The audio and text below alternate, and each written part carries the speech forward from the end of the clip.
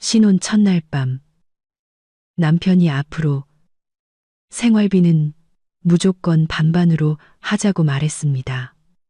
저는 흔쾌히 동의했고, 다음 날 아침, 남편을 그 자리에 얼어붙게 만들었죠.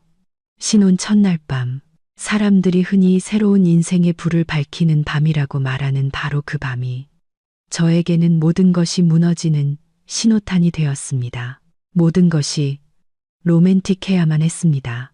저는 크림색 실크 슬립을 준비했고, 화장대 위 2개의 촛대에서 나온 촛불은 창문 커튼에 부드러운 황금빛을 들이우며 아른거렸습니다. 아로마 오일 병에서는 은은한 향기가 퍼져나왔고, 모든 것이 제가 기대했던 그대로였습니다. 3년간의 연애 끝에 맞이하는 달콤하고 평온한 시작이었죠. 남편 민주는 샤워를 마치고 파란색 줄무늬 잠옷을 입고 나왔습니다. 그는 멋져 보였지만 평소와는 어딘가 다른 모습이었습니다. 얼굴은 긴장으로 굳어 있었고, 저를 바라보는 눈에는 제가 늘 보던 열정이 없었습니다. 그는 침대 끝에 조용히 앉아 저를 마주 보았습니다. 저는 긴 머리를 빗고 있었지만 갑자기 무거워진 분위기에 손을 멈췄습니다. 할 얘기 있어. 민준이 입을 열었습니다. 그의 목소리는 낮고 단호했습니다. 사랑하는 아내를 대하는 남편의 목소리가 아니었죠. 저는 빗을 내려놓고 그를 안심시키려 미소를 지었습니다. 왜 그래, 오빠? 무슨 일인데? 그렇게 심각해? 오늘 하루 종일 피곤했잖아. 우리 천천히 얘기하자. 민주는 제 눈을 피하며 헛기침을 했습니다. 그는 손을 들어 관자놀이를 꾹꾹 눌렀습니다. 중요하고 어려운 말을 꺼내기 전에 그의 습관이었죠. 이건 내가 아주 오랫동안 생각해 온 문제야. 우리 부부 생활이 오래도록 안정적이고 나중에 돈 문제로 다투지 않으려면 처음부터 확실히 정해둬야 할 것 같아. 저는 뭔가 잘못되었다는 것을 직감했습니다. 사랑에는 계산이 없을지 몰라도 결혼은 현실이라고들 합니다. 하지만 신혼 첫날 밤부터 이렇게 심각한 태도로 돈 얘기를 꺼내는 것은 정말이지 분위기를 완전히 깨는 일이었습니다. 듣고 있어, 오빠. 그냥 솔직하게 말해. 저는 식어버린 캐모마일 차를 한 모금 마시며 최대한 평정심을 유지하려 애썼습니다. 민주는 저를 똑바로 쳐다보았습니다. 그는 앞으로 크든 작든 모든 가계 지출을 절대적으로 반반씩 부담하자고 제안했습니다. 즉, 각자 정확히 50%씩 그 이상도 이하도 없이 부담하자는 것이었죠. 순간 저는 제가 잘못 들었나 싶었습니다. 비용을 반반으로 하자니. 그것도 신혼 첫날 밤의 말입니다. 그 터무니없고 냉정한 제안에 실소가 터져나올 뻔했지만 민준의 심각한 얼굴을 보니 그럴 수가 없었습니다. 농담이지, 오빠. 저는 억지 미소를 지으며 다시 물었습니다. 아니, 수진아. 수진아, 나 진심이야. 민주는 한층 더 단호한 목소리로 대답했습니다. 좀 딱딱하게 들릴 수 있다는 거 알아. 하지만 앞으로 살아갈 날은 길고 예상치 못한 지출도 많을 거야. 전기세, 수도세, 식비, 유류비, 생활용품 구매비, 그리고 이 아파트 대출 원리금까지. 우리 둘 다 안정적인 직업과 수입이 있잖아. 비용을 똑같이 나누면 각자 개인 재정을 독립적으로 관리할 수 있고 누가 더 많이 부담한다는 느낌도 없고 상대방에게 돈을 아쉬운 소리 할 필요도 없지. 그렇게 하면 우리 생활이 더 공평하고 투명해질 거야. 그는 마치 오랫동안 연습한 것처럼 막힘없이 말했습니다. 하지만 그가 말하는 공평과 투명이라는 단어는 제 심장을 차가운 칼날로 찌르는 것 같았습니다. 공평. 행복해야 할 결혼식 날을 막 보낸 남편이 사랑의 말을 속삭이는 대신 비즈니스 파트너처럼 재정 분석을 하고 있었습니다. 저는 말없이 민준을 바라보았습니다. 제 머릿속에는 이 결혼을 위해 제가 헌신했던 모든 것들이 스쳐 지나갔습니다. 저희 부모님은 시골의 작은 땅을 팔아 제게 5억 원이 넘는 돈을 주셨고, 저는 그 돈을 이 아파트의 계약금과 인테리어 비용으로 보탰습니다. 그때 민주는 그저 나중에 이 집은 우리 둘 공동의 집이 될 거야 라고만 말했습니다. 저는 그 말을 믿었기에 등기부등본에 그의 이름만 올라가는 것에 대해 조금도 의심하지 않았습니다. 그럼 이 아파트 계약금은, 그 5억 원은 우리 부모님이 주신 돈인데 왜 등기부등본에는 오빠 이름만 있는 거야?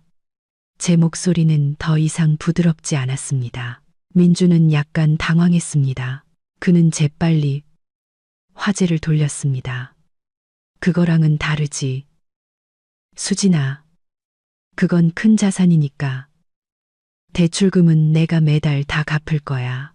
하지만 일상적인 생활비는 우리 둘이 나눠야지. 봐봐. 내가 대출금을 다 갚잖아.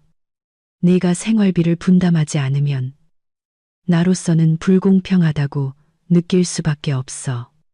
씁쓸한 감정이 밀려왔습니다. 아, 그런 거였구나.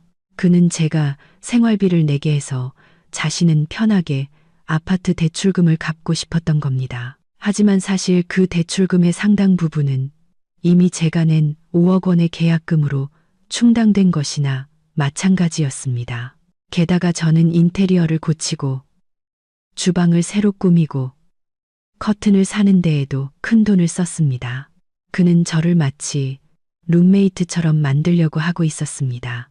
모든 생활비를 나눠내지만 서류상으로는 아무런 공식적인 권리도 없는 사람으로 말입니다. 실망감은 이루 말할 수 없었습니다. 저는 민준이 단순히 현실적인 남자가 아니라는 것을 깨달았습니다.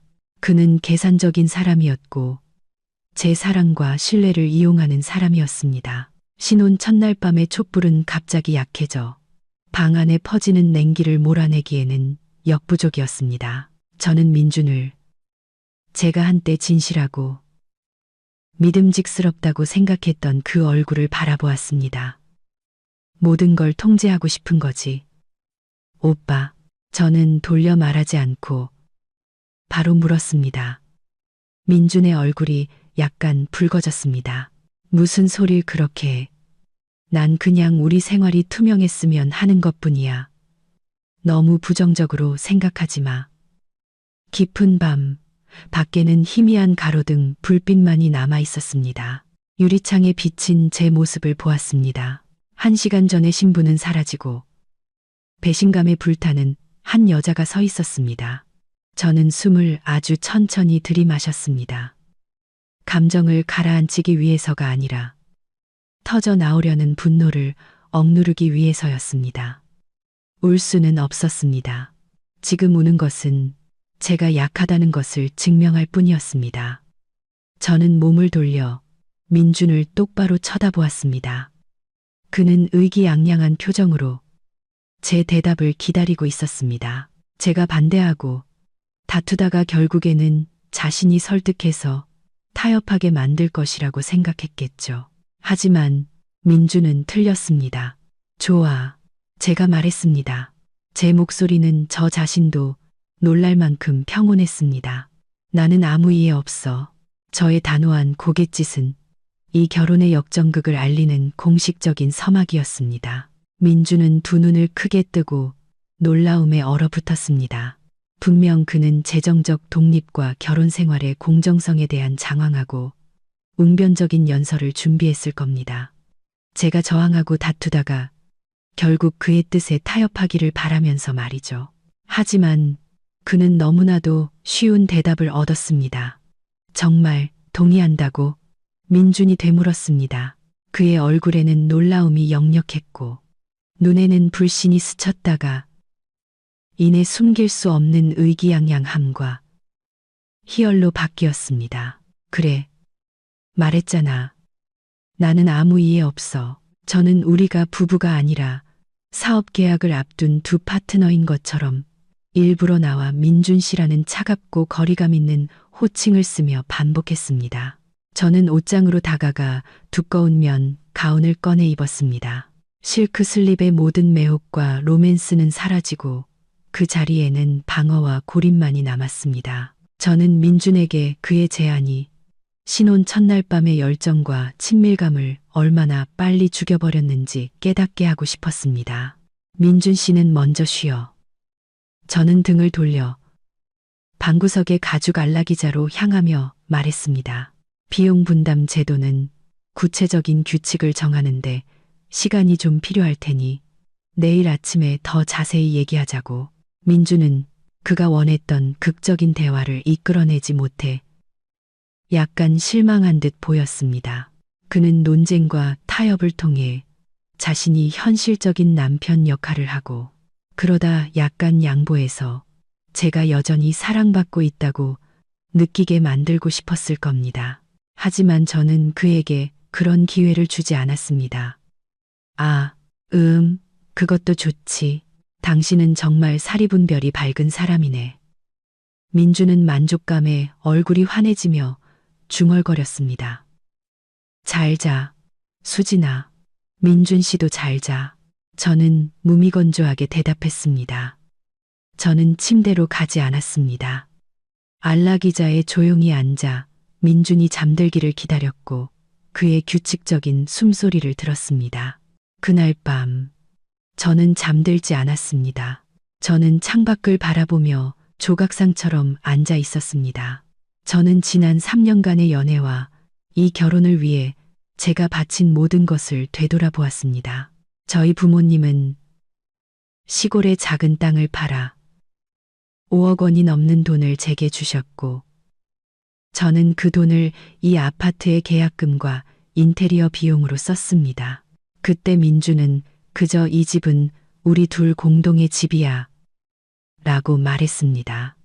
저는 그 말을 믿었기에 등기부등본에 그의 이름만 올라가는 것에 대해 조금도 의심하지 않았습니다. 그는 제가 생활비를 내게 해서 자신은 편하게 아파트 대출금을 갚고 싶었던 겁니다. 하지만 사실 그 대출금의 상당 부분은 이미 제가 낸 5억 원의 계약금으로 충당된 것이나 마찬가지였습니다. 저는 민준이 단순히 현실적인 남자가 아니라는 것을 깨달았습니다. 그는 계산적인 사람이었고 제 사랑과 신뢰를 이용하는 사람이었습니다. 씁쓸함과 깊은 상처가 저를 휘감았습니다. 하지만 저는 울지 않기로 결심했습니다. 지금 우는 것은 제가 약하다는 것을 증명할 뿐이었습니다. 저는 속으로 다짐했습니다. 좋아. 당신이 비용 분담 게임을 하고 싶다면 나도 해줄게. 하지만 나는 이 게임을 양날의 검으로 당신의 이기심과 계산적인 본성을 드러내는 도구로 만들어 버릴 거야. 그날 밤 내내 제 휴대폰 불빛이 꺼지지 않았습니다. 저는 상세한 스프레드시트를 만들기 시작했습니다. 최근 몇 달간 일어난 모든 일을 기록했습니다. 집 수리비 4천만 원 중 제가 2천만 원을 냈고 가구 구매비 3천만 원 중 제가 1,500만 원을 냈습니다. 심지어 결혼식 비용 5천만 원도 각자 2,500만 원씩 분담했습니다.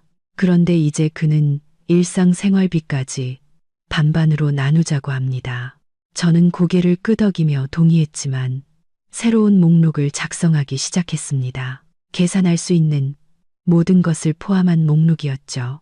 아파트 시세를 기준으로 한 등기부등본상의 임대료, 공과금 전기, 수도, 인터넷 반반 분담, 주방용품 냄비, 그릇, 감가상각비, 개인관리 서비스, 세탁, 요리시간당 인건비, 심지어 샴푸, 치약, 휴지 같은 소모품의 감가상각비까지 사용 단위별로 계산했습니다. 저는 이 비용 분담 제도를 극단적일 정도로 철저하게 실행하기로 결심했습니다. 저는 그것을 민준에게 부담이자 번거로움이자 끔찍한 악몽으로 만들어 버릴 것이었습니다. 저는 그가 자신의 냉정한 제안을 후회하게 만들고 싶었습니다. 저는 바로 이혼하지 않을 겁니다. 그가 스스로 자신의 계산적인 본성을 드러내게 만들 것이고, 제가 그를 그런 상황으로 몰아넣을 것이었습니다. 이른 아침, 저는 노트북을 덮었습니다. 완벽한 계획이 세워졌습니다. 첫 햇살이 커튼을 비집고 들어올 때쯤 저는 제 일을 마쳤습니다. 일어나 씻고 평소처럼 부드럽고 여성스러운 시폰 블라우스 대신 스탠드 컬러의 네이비 실크 셔츠와 검은색 슬랙스를 입었습니다. 머리는 높게 묶고 얇은 금속테 안경을 쓰고 깔끔하고 샤프한 느낌으로 가볍게 화장했습니다. 저는 갓 결혼한 신부보다는 여성 사업가처럼 보이고 싶었습니다. 민주는 잠에서 깨어 새로운 모습의 저를 보고는 약간 놀랐습니다. 수진아, 오늘 옷차림이 많이 다르네. 꼭 주주총회 가는 사람 같아. 그는 웃으며 말했지만 그 목소리에는 장난기와 함께 만족감도 섞여 있었습니다. 제가 자신에게 잘 보이려고 꾸몄다고 생각하는 것 같았습니다. 맞아. 주주총회에 가는 길이야. 저는 태연하게 말했습니다. 우리의 비용 분담 협약에 대한 회의를 준비하고 있거든. 민주는 양치질을 하다가 거의 살에 들릴 뻔했습니다. 그는 제가 상세한 인쇄물을 준비해 둔 식탁으로 와서 앉았습니다. 뭐야, 이렇게까지 거창하게 할 필요 있어. 어제 내가 한 말은 진심이지만 이렇게 서류까지 만들 필요는 없잖아. 우린 부부인데, 부부이기 때문에 모든 것이 더욱 투명하고 명확해야지. 저는 첫 번째 종이를 그에게 보여주며 대답했습니다. 절대적 비용 분담 계산서. 저는 굵게 인쇄된 첫 번째 항목, 주거 비용을 가리켰습니다. 저는 이 아파트의 추정 시세가 10억 원이고 자산의 감가상각 기간이 50년이므로 월 감가상각비는 약 167만 원이라고 상세히 분석했습니다. 민준 씨, 계약금 5억 원은 우리 부모님이 주신 돈으로 집값의 50%를 차지해. 하지만 등기부등본에는 당신 이름만 올라가 있지. 비용 분담 원칙에 따라 내가 생활비의 절반을 내야 한다면 당신도 자산에 대한 공정성을 돌려줘야 해. 민주는 미간을 찌푸렸습니다. 내가 대출금은 다 갚는다고 했잖아. 그게 내 가장 큰 기여야. 저는 싸늘하게 웃었습니다. 맞아. 하지만 그 대출금은 우리 부모님이 계약금으로 주신 5억 원을 갚아나가는 과정일 뿐이야. 그 5억 원이 없었다면 당신은 이 집을 살 돈이 절대 없었을 거라는 걸 기억해야 해. 당신은 그냥 빚을 갚고 있는 것뿐이야. 저는 이어서 수리비, 가구 및 내구재 비용에 관한 두 번째 항목을 가리켰습니다. 총 비용은 7천만 원이었고 내가 3,500만 원을 냈어. 평균 감가상각 기간을 5년으로 계산하면 월 감가상각비는 약 117만 원이야. 이 집의 모든 가구와 물품에 내가 절반의 돈을 냈어. 당신이 생활비를 반반으로 나누고 싶다면 당신이 사용하고 있는 것들에 대한 감가상각비도 나눠야지. 식탁, 의자, 냉장고, 세탁기, 이 모든 것들이 시간이 지나면서 닳고 있잖아. 저는 강조했습니다. 민준의 얼굴이 창백해졌습니다. 그는 제가 이렇게까지 치밀하게 계산할 줄은 몰랐을 겁니다. 그는 제가 장보는 비용이나 공과금을 내길 바랐을 뿐, 큰 문제들은 자신이 독점적으로 결정하고 싶었을 겁니다. 수진아, 당신 지금 문제를 일부러 복잡하게 만들고 있잖아. 민준의 목소리에 짜증이 섞이기 시작했습니다. 아니, 민준 씨. 나는 당신이 제안한 원칙, 절대적 비용 분담을 그대로 따르고 있을 뿐이야. 반으로 나누고 싶으면 모든 것을 반으로 나눠야지. 당신이 재정을 통제하고 이 집이 당신 명의라는 이유로 나를 룸메이트처럼 위축시키려 한다면 나는 바로 그 원칙을 사용해서 반격할 거야. 저는 되받아쳤습니다. 저는 그를 쳐다보았고 제 눈빛은 단호했습니다. 당신은 나를 통제하고 내 타협을 이용하기 위해 비용 분담을 원했지. 하지만 나는 이 비용 분담을 당신의 이기심과 계산적인 면을 드러내는 극단적인 도구로 만들 거야. 이것이 나의 역전 도박이다. 민주는 할 말을 잃었습니다. 그는 저를 그가 생각했던 순하고 말 잘 듣는 아내가 아니라 막상막하의 상대로 보고 있었습니다. 저는 두 번째 종이를 그에게 밀었습니다. 그것은 일일 상세 지출 기록부였습니다. 오늘부터 발생하는 모든 비용은 이 장부에 명확하게 기록해야 해. 아침 식사, 점심 식사, 장보기, 주유, 심지어 라면 한 봉지까지 모든 것에는 영수증이 있어야 하고 우리는 주말에 서로 정산할 거야. 민주는 거의 책상을 내리치고 싶어 하는 것 같았습니다. 수진아, 당신 미쳤어? 우리가 무슨 기숙사 룸메이트처럼 살자는 거야. 그 제도를 제안한 건 당신이야. 나는 그냥 실행하고 있을 뿐. 저는 차가운 미소를 지으며 말했습니다. 이제 선택해. 이 제도를 사소한 것 하나까지 절대적으로 실행하든가 아니면 당장 그만두고 우리가 진정한 부부로 살든가 공동 계좌를 만들고 등기부등본에 우리 둘 다 이름을 올리고 더 이상 이런 좀스러운 계산은 없는 거지. 선택해. 민주는 침묵했습니다. 그는 선택의 기로에서 고군분투하고 있었습니다. 당장 취소할 수는 없었습니다. 그렇게 하면 자신의 계산적이고 이기적인 면을 인정하는 셈이 되니까요. 하지만 제가 방금 그려낸 삶을 견딜 수도 없었습니다. 불공평함은 드러났고 재정 통제권은 이제 민준의 손에 없었습니다. 그는 단 하루아침에 그것을 잃어버렸습니다. 저는 일어나 옷깃을 바로 잡았습니다. 생각할 시간 하루 줄게. 나 출근할게. 아침 식사는 각자 알아서 해결하자. 나는 내 몫은 이미 해결했으니까. 저는 그 집을 걸어 나왔습니다. 이상하게도 마음이 가벼웠습니다. 진정한 전쟁은 시작되었고 저는 주도권을 쥔 사람이었습니다. 저는 아파트 문을 닫고 잠갔습니다. 작별 인사도 다정한 몸짓도 없었습니다. 저는 민준이 여전히 식당에 앉아 제가 남긴 종이들을 뚫어지게 쳐다보며 분노와 놀라움, 그리고 어쩌면 모호한 두려움으로 얼굴색이 변하고 있을 것을 알았습니다. 출근길에 저는 서두르지 않았습니다. 천천히 운전하며 깊게 숨을 들이쉬고 마음속 상처를 달래려 노력했습니다. 민주는 저를 얕봤습니다.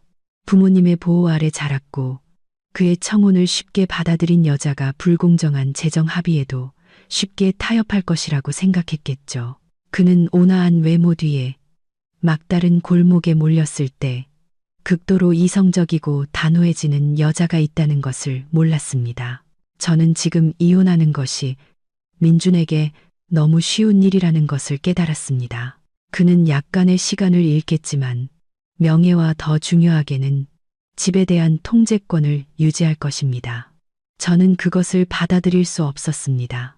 저는 그가 통제당하는 느낌, 그가 제게 억지로 떠넘기려 했던 푼돈까지 계산당하는 느낌을 맛보게 하고 싶었습니다. 이것은 단지 재정적인 싸움이 아니라 자존심의 싸움이었습니다. 저는 민준이 어제 그냥 농담한 거야 라며 자신의 냉정한 제안을 무마하려 했던 때를 떠올렸습니다. 그는 떠받고 제가 너무 쉽게 동의하자 두려워하기 시작했습니다. 하지만 너무 늦었습니다. 저는 비용 분담 제도를 받아들이되 그것을 극단적으로 실행하여 가장 강력한 반격의 무기로 삼기로 결심했습니다.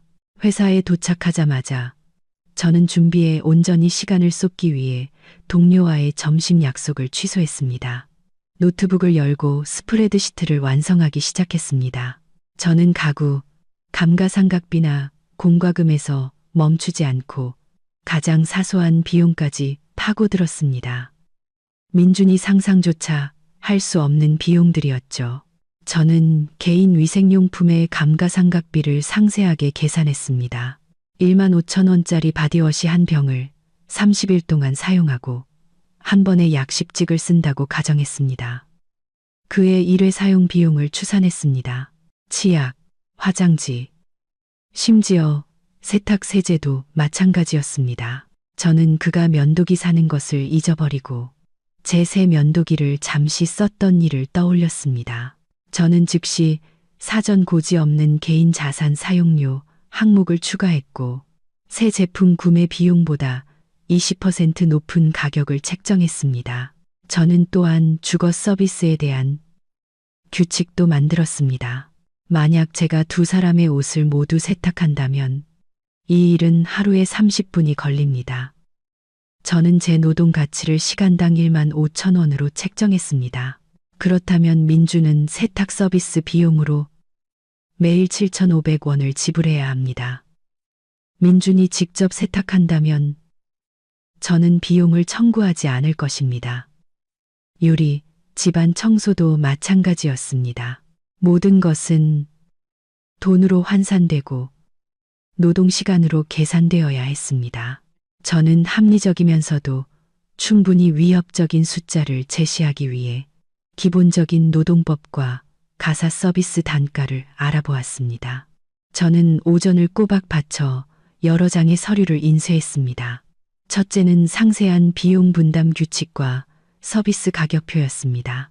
이 규칙에는 한쪽이 다른 쪽의 이익을 위해 이불을 덮어주거나 에어컨을 조절하는 행위를 할 경우에 서비스 비용에 대한 조항도 포함되었습니다. 예를 들어 한 번에 1,000원. 이 조항은 우스꽝스럽게 들릴지 모르지만 민준이 이 관계에서 만들어낸 극단성과 비합리성을 강조할 것입니다. 둘째는 딱딱한 표지로 인쇄된 공동지출 기록부였습니다. 표지에는 저울 로고와 절대적 공정이라는 문구가 인쇄되어 있었습니다. 이 장부는 두 부부 사이의 모든 거래, 모든 비용, 모든 빚을 기록하는 곳이 될 것입니다. 마지막으로 저는 민준이 자주 사용하는 냉장고와 욕실에 붙일 안내문을 준비했습니다. 내용은 매우 간결했습니다. 공동지출 기록부에 기록되지 않은 모든 음식과 물품은 개인 자산입니다. 사용 시 신고하고 시가에 따라 지불해 주십시오. 모든 준비가 끝났습니다. 저는 그것들을 매우 전문적이고 냉정해 보이는 회색 서류 가방에 정리했습니다. 저는 이 순간부터 더 이상 귀여운 새색시 수진이가 아니기로 결심했습니다. 저는 이 결혼 프로젝트에서 민준의 유일한 재무 관리자이자 비즈니스 파트너인 수진이었습니다. 저는 평소보다 조금 늦은 저녁 7시쯤 집에 돌아왔습니다. 민준이 오늘 아침 제가 던진 최후 통첩에 대해 충분히 생각할 시간을 주고 싶었습니다. 문을 열자 집안은 무서운 침묵에 잠겨 있었습니다. 민주는 소파에 앉아 TV 리모컨을 들고 있었지만 눈은 먼 곳을 향해 있었고 얼굴은 찌푸려져 피곤해 보였습니다. 그는 요리도 청소도 전혀 하지 않았습니다. 이제 왔어. 민준이 말했습니다. 그의 목소리는 메말라 있었습니다. 응, 이제 왔어. 비용 분담 제도. 계속할지 그만둘지 결정했어? 저는 돌려 말하지 않고 바로 물었습니다. 민주는 일어나 제게 다가왔습니다. 그는 제 손을 잡아 저를 진정시키려는 듯 했지만 저는 재빨리 손을 빼고 그의 눈을 피했습니다. 수진아, 그렇게까지 긴장할 필요 없어. 말했잖아. 그냥 농담이었다고. 내가 잘못했다는 거 알아. 전부 다 취소할게. 알았지? 우린 부부잖아. 돈 문제 때문에 우리 사이에 금이 가는 건 원치 않아. 저는 미소 지었지만 따뜻함이라고는 없는 미소였습니다. 그 말은 오늘 아침에도 했었지. 민준 씨. 그리고 나는 이미 너무 늦었다고 말했고 나는 보장이 필요해. 나는 당신의 제안이 농담이 아니라 심각한 무례였다는 것을 당신이 이해하기를 바래. 나는 당신의 진심에 대비하기 위해 하루 종일 준비했어. 저는 서류 가방을 테이블 위에 놓고 지퍼를 열어 공동지출 기록부를 꺼냈습니다. 당신이 선택했으니 이제부터 이 제도를 절대적으로 실행할 거야. 민주는 그 장부를 보고 다시 저를 보았습니다. 그의 눈에는 무력감과 분노가 역력했습니다. 그는 상황 통제권을 완전히 빼앗겼습니다. 그날 밤 민주는 편히 잠들지 못했습니다. 그는 계속해서 방안을 서성였고 이따금씩 완전히 평온한 표정으로 책을 읽고 있는 저를 훔쳐보았습니다. 다음 날 아침 저는 민준보다 일찍 일어났습니다. 부엌으로 가서 저 혼자 먹을 아침 식사를 만들기 시작했습니다. 계란 2개와 햄 약간, 그리고 식빵 2조각을 구웠습니다. 저는 제목만 정확하게 만들어서 작은 접시에 담았습니다. 그리고 저를 위해 블랙커피 한 잔을 내렸습니다. 아침 식사를 마치고 깔끔하게 정리하고 제 그릇을 씻어 말렸습니다. 가스레인지, 프라이팬, 그릇들은 깨끗하게 남겨두었고 민준의 냉장고에 있는 음식에는 손도 대지 않았습니다. 7시 30분쯤 민준이 일어났습니다.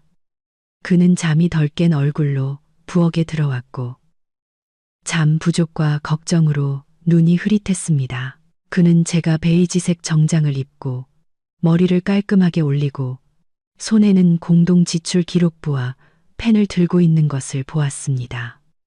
일어났네. 저는 의례적으로 말했습니다. 나는 아침 식사 끝냈어. 당신 아침은 알아서 챙겨. 오늘부터 새로운 규칙을 시작한다는 거 잊지 말고. 민주는 어안이 벙벙했습니다. 네, 내 아침밥은 안 차려준 거야? 아니면 최소한 커피라도 한 잔 타주지 않고. 저는 펜을 내려놓고 장부의 한 줄을 가리켰습니다. 상세 비용 분담 규칙을 봐. 주거 서비스 항목에 요리 및 음료 제조 서비스에 대해 언급했어. 시간당 15,000원이야. 내가 당신에게 커피를 타주길 원한다면 내 노동 2분에 대해 500원.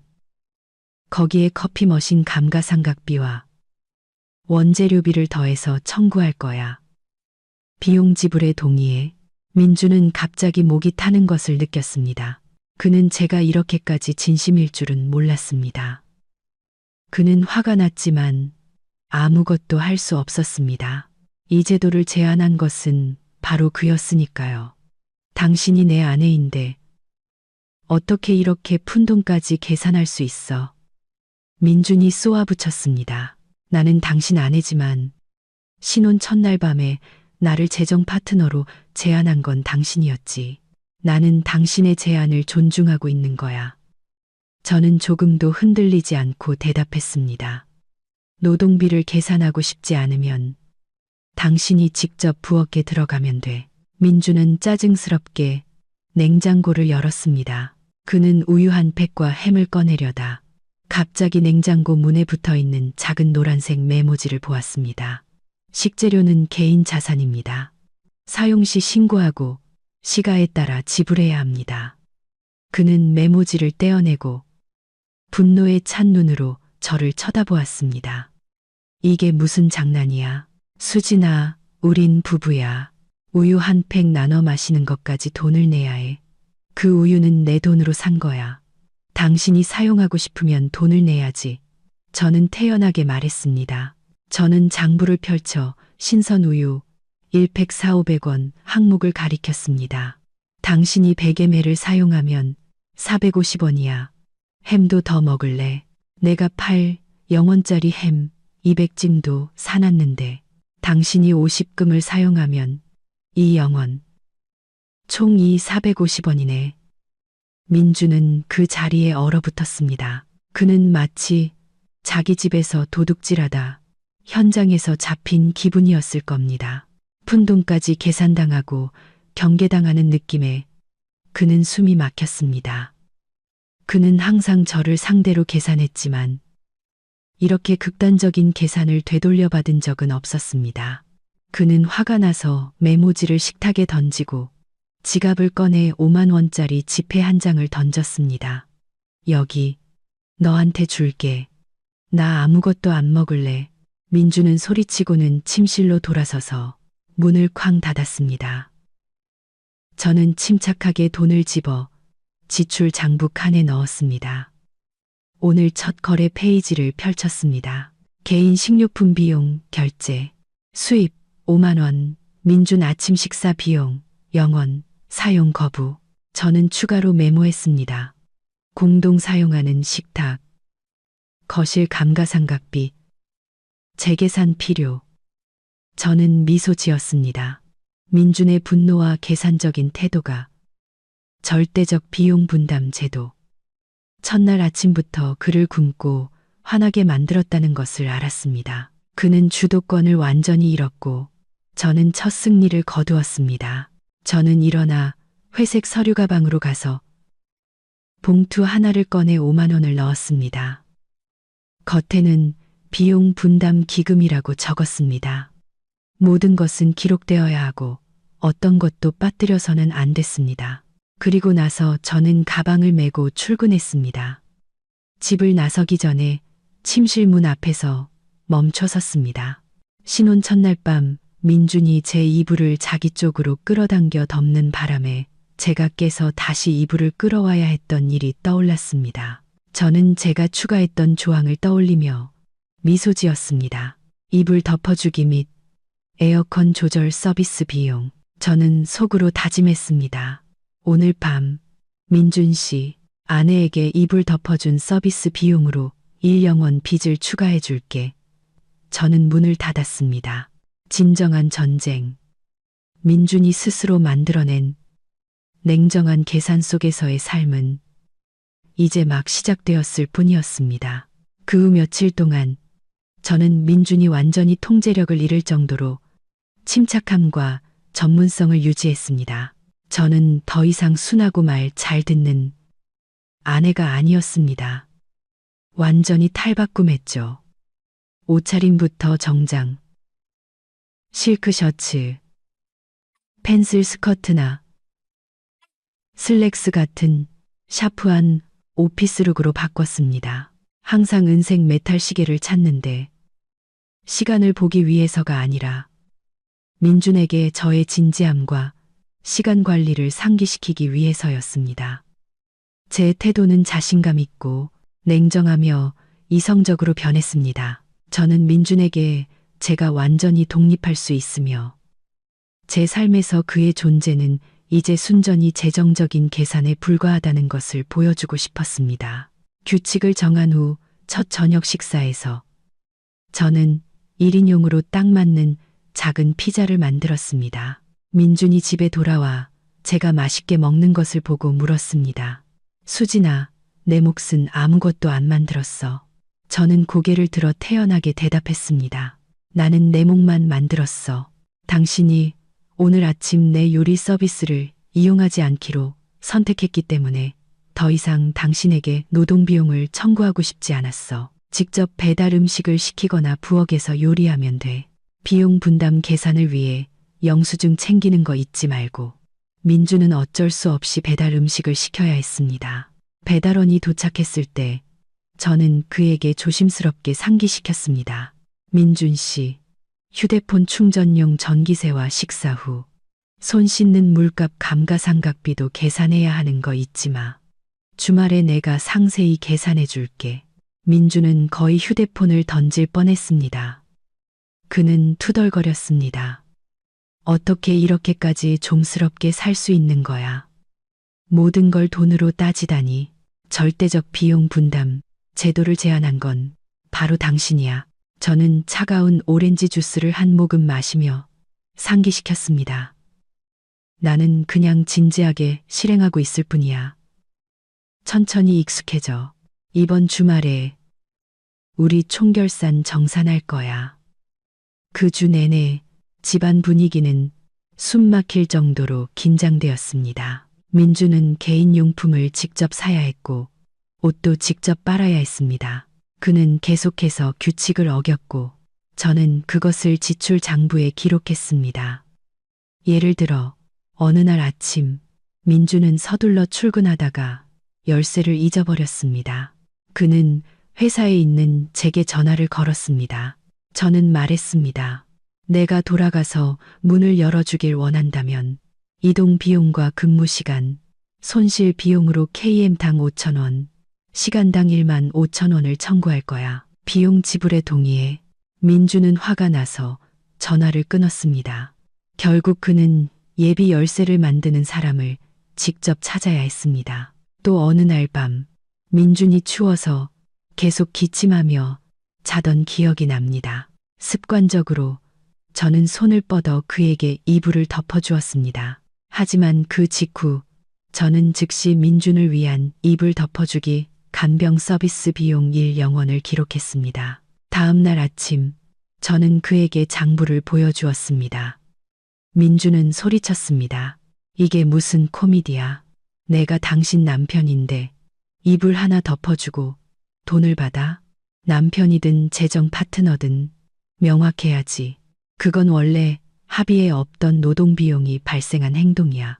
지불하기 싫으면 당신이 직접 이불을 덮고 당신 건강을 책임지면 돼. 저는 감정 없는 목소리로 말했습니다. 민주는 그때서야 이 새로운 삶에 진정으로 지치고 피곤함을 느꼈습니다. 그는 밥상부터 옷까지, 사소한 것 하나까지 제가 모두 챙겨주던 이전의 편안한 삶을 떠올리기 시작했습니다. 그의 개인 생활비는 모든 것을 직접 사야 했기 때문에 급증했습니다. 그러면서도 그는 여전히 매달 집 대출금을 갚아야 했습니다. 비록 제가 그것은 부모님이 계약금으로 주신 5억 원을 갚는 것이라고 재계산하고 주장했지만 말입니다. 저의 외모와 태도 변화로 민주는 더 이상 가부장적인 태도로 저와 대화하려 들지 않았습니다. 그는 감정 없는 회계사를 대하듯 저를 마주해야 했습니다. 6일 후 첫 비용 정산일에 저는 1주차 수입, 지출 결산표를 미리 준비했습니다. 두 사람의 가상 서명까지 넣어 멋지게 인쇄했죠. 저는 식탁에 앉아 민준이 퇴근하기를 기다렸습니다. 민준이 집으로 들어섰을 때 그는 초췌해 보였고 눈 밑에는 다크서클이 있었습니다. 업무 스트레스에 더해 집에서의 재정적 압박과 좀스러운 계산이 그를 완전히 무너뜨렸습니다. 이제 왔어. 제가 말했습니다. 앉아. 절대적 비용 분담 제도 실행. 첫 주 정산을 해야지. 민주는 마지못해 앉았습니다. 그는 저를 보며 애원하는 목소리로 말했습니다. 수진아, 여보, 내가 잘못했어. 정말 잘못했어. 그냥 농담이었단 말이야. 모든 걸 이렇게까지 심각하게 만들 필요는 없잖아. 맹세할게. 이제도 당장 취소할게. 우리 예전처럼 돌아가자. 응. 저는 그에게 태블릿 PC를 밀었습니다. 화면에는 빨간색과 파란색으로 칠해진 상세한 엑셀 파일이 떠 있었습니다. 이것 봐, 민준 씨. 저는 차가운 목소리로 말했습니다. 당신은 농담이라고 했지만 나는 그것을 사실로 받아들였어. 그리고 이 사실은 당신이라는 사람에 대해 많은 것을 드러내줬지. 봐, 이번 주 우리 가족의 총 공동 비용은 35만 원이야. 그중 15만 원은 당신이 공동기금 외에 사용한 개인 비용이고, 당신은 공동비용 분담금 10만 원과 내가 당신을 위해 해준 가구, 감가상각비 및 서비스 비용 5만 원을 나에게 지불해야 해. 세탁, 청소 같은 거. 민주는 그 숫자를 보았습니다. 그는 비용이 이렇게 많이 발생할 줄은 몰랐습니다. 내가 그렇게 많이 썼을 리가 없어. 영수증 하나하나 확인해 줄까? 당신이 몰래 쓴 내 치약과 샴푸값 1만 2천 원, 2만 5천 원은 당신 혼자 사 먹은 배달 음식값, 7천 원은 내가 2번 해준 세탁 서비스 비용, 그리고 화요일 밤 이불 덮어준 비용 1천 원. 장부 보여줄까? 대조해보게. 저는 공동지출 기록부를 그에게 건넸습니다. 그는 이불 덮어주기 비용 1,000원이라는 글자를 보고 분노가 치밀어 올랐습니다. 당신은 악마야, 수진아. 지금 나를 괴롭히고 싶은 거야? 인정도 없어. 민주는 양손으로 머리를 감싸 쥐며 소리쳤습니다. 나를 이 악마로 만든 건 당신이야. 민준 씨. 당신이 우리 결혼을 신혼 첫날 밤부터 재정거래, 메마른 계산으로 만들어 버렸잖아. 나는 당신이 세운 규칙을 따르고 있을 뿐이야. 제가 대답했습니다. 만약 이걸 취소하고 싶다면 당신의 계산이 나에게 상처를 줬다는 것을 인정하고 재산 소유권과 가정 내 재정 관리 방식을 완전히 바꾸는 것으로 보상해야 해. 민주는 고개를 숙인 채 아무 말도 하지 못했습니다. 그는 만약 취소에 동의하면 통제권을 잃고 집 등기부등본에 제 이름을 추가해야 한다는 것을 알았습니다. 그것은 그가 완전히 패배했다는 것을 의미했습니다. 저는 휴대폰을 꺼내 한 웹페이지를 열고 민준 앞에 놓았습니다. 이게 상세한 비용 분담 규칙과 서비스 가격표야. 다시 확인해봐. 민준 씨, 나는 당신이 태도와 재정 관리를 공식적으로 바꾸겠다고 인정할 때까지 모든 비용 분담 항목을 진지하게 실행할 거야. 내가 낼게. 다 내줄게. 민주는 갑자기 소리치며 지갑을 꺼내 돈다발을 테이블에 던졌습니다. 이런 싸구려 같은 얘기는 더 이상 하고 싶지 않아. 저는 침착하게 돈을 세었습니다. 15만 원. 정확했습니다. 저는 장부에 민준 1주차 부채 상환 완료라고 기록했습니다. 저는 민준을 보았습니다. 저의 절대적인 제안은 그의 행동으로 공식적으로 확인되었습니다. 민준의 도박은 실패했고 그는 자신이 직접 그려낸 계산으로 가득 찬 삶을 받아들여야만 했습니다. 그 긴장된 정산 이후 민준의 태도는 완전히 바뀌었습니다. 그는 더 이상 설득하거나 농담하려 하지 않았습니다. 그는 비용 분담 제도 속에서 사는 것을 받아들였지만 극도의 분노와 불쾌감을 안고 있었습니다. 집안의 모든 활동은 회계 감사의 과정이 되었습니다. 다음 날 아침, 저는 부엌에 들어가 평소처럼 저 혼자 먹을 아침을 만들었습니다. 제가 식사하는 동안 민준도 부엌으로 들어왔습니다. 그는 저를 쳐다보지 않았습니다. 냉장고를 열고 식재료는 개인 자산입니다라고 적힌 메모지를 본 뒤 문을 쾅 닫았습니다. 그는 제 것을 아무것도 사용하지 않기로 결심했습니다. 민주는 커피 머신으로 갔습니다. 그는 자신만의 인스턴트 커피 한 봉지를 따로 사두었습니다. 그는 자신을 위해 커피 한 잔을 탔습니다. 그가 막 마셨을 때 제가 부드럽게 말했습니다. 민준 씨, 전기포트, 사용에 따른 전기세와 머그컵 감가상각비 기록하는 거 잊지 마. 계산하는 거 도와줄까? 민주는 돌아섰습니다. 분노로 눈이 충혈되어 있었습니다. 나 혼자 할 수 있어. 당신이 일일이 상기시킬 필요 없어. 좋아. 인스턴트 커피 산 영수증 잘 챙겨둬. 주말에 정산할 거니까. 저는 상기시켰습니다. 또 다른 상황도 기억납니다. 그날 밤 저는 책을 읽고 있었고 민주는 거실에서 TV를 보고 있었습니다. 그가 갑자기 일어나 창문 커튼 쪽으로 걸어갔습니다. 그는 가로등 불빛이 들어오지 않도록 커튼을 쳤습니다. 민준 씨, 방금 무슨 서비스를 이용한 거지? 제가 물었습니다. 민주는 어안이 벙벙했습니다. 나 그냥 커튼 쳤을 뿐이야. 그것도 돈을 계산하는 거야? 그럼 커튼은 감가상각이 있는 물품이고 설치 비용에는 내 기여분도 있어. 게다가 당신이 커튼을 친 행동은 내 시야에 영향을 줬어. 하지만 노동 비용은 청구하지 않을게. 그냥 상기시켜주고 싶었을 뿐이야. 발생하는 모든 행동은 비용으로 환산될 수 있다는 걸. 저는 말했습니다.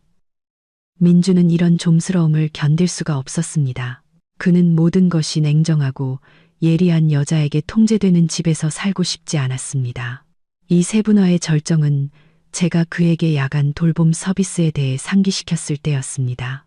그날 이른 아침, 제가 방에서 나오자 민준이 거울 앞에 서서 짜증스러운 표정을 짓고 있었습니다. 민준 씨, 어젯밤 일 기억나? 제가 물었습니다. 민준은 경계하며 돌아봤습니다. 뭐? 어젯밤에 뭐? 어젯밤에 당신 이불을 2번이나 걷어찼어. 내가 힘들게 다시 덮어줘야 했지. 그건 원래 합의에 없던 돌봄 서비스야.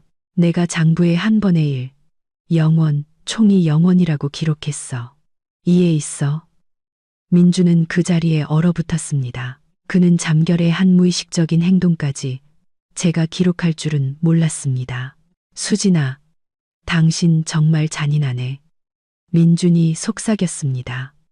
돈 문제에 있어서 잔인해지는 법을 가르쳐 준 건 당신이야. 민준 씨, 나는 당신의 가르침을 적용하고 있을 뿐. 제가 대답했습니다. 그리고 오늘 아침에 거실 카펫에 작은 얼룩이 있는 걸 봤어.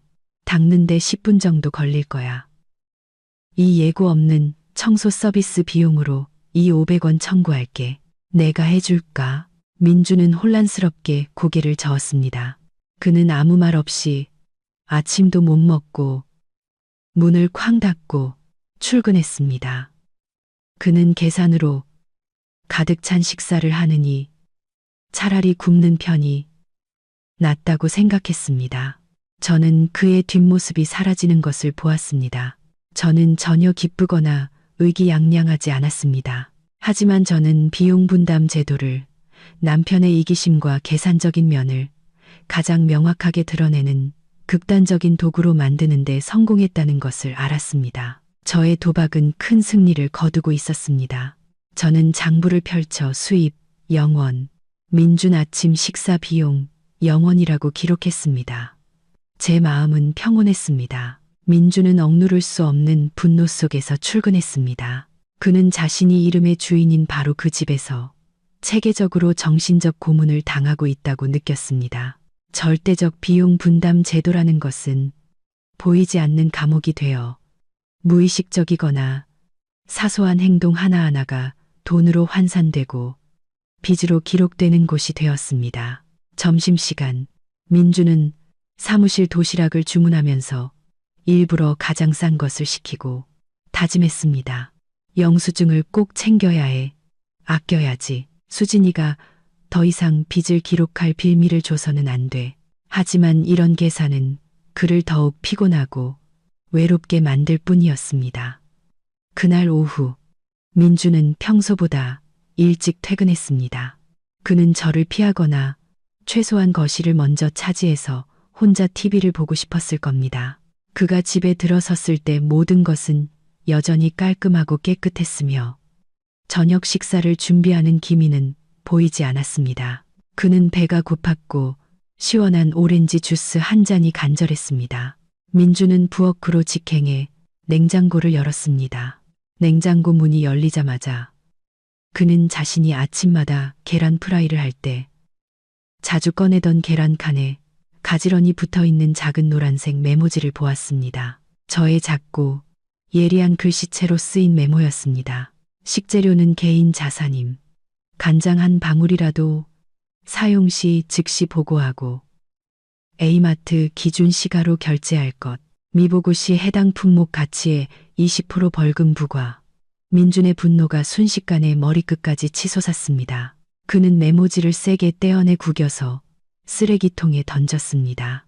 그는 오렌지 주스통을 열고 한 잔 따르려 했지만 그의 손이 통 위에서 멈췄습니다. 그는 간장 한 방울이라도라는 저의 경고를 떠올렸습니다. 만약 그가 보고 없이 오렌지 주스를 마신다면 저는 비용을 청구하고 20%의 벌금을 물릴 것입니다. 그는 제가 말하면 반드시 실행한다는 것을 알았습니다. 민주는 어쩔 수 없이 냉장고를 닫았습니다. 그는 거실로 나와 자신의 술장을 열고 맥주 한 캔을 꺼냈습니다. 맥주는 그의 개인 자산이었고 개인 돈으로 샀으며 비용 분담 장부에 기록되지 않았습니다. 최소한 이 맥주는 그녀에게 돈을 낼 필요가 없지. 민주는 씁쓸하게 생각했습니다. 맥주 한 캔을 다 마시자 민주는 속이 쓰렸습니다. 그는 문득 제가 자주 사두는 작은 땅콩 강정 봉지가 찻상 위에 있는 것을 보았습니다. 그는 이 땅콩 강정을 아주 좋아했습니다. 그는 한 조각 집으려 손을 뻗었다가 다시 손을 거두었습니다. 그는 제가 장부를 들고 수진의 땅콩 강정 감가상각비 3조각 무게 10지 가치 500원이라고 기록하는 장면을 상상했습니다. 개인 자산 미보고 사용 벌금 100원 총 600원. 이 좀스러움은 집안의 모든 생활을 함정으로 만들어 버렸습니다. 민주는 더 이상 자기 것이 아닌 것은 무엇이든 마음 편히 돌아다니거나 사용할 수 없었습니다. 이 집은 더 이상 그의 집이 아니라 제가 관리하는 유료 서비스, 기숙사 같은 느낌이었습니다.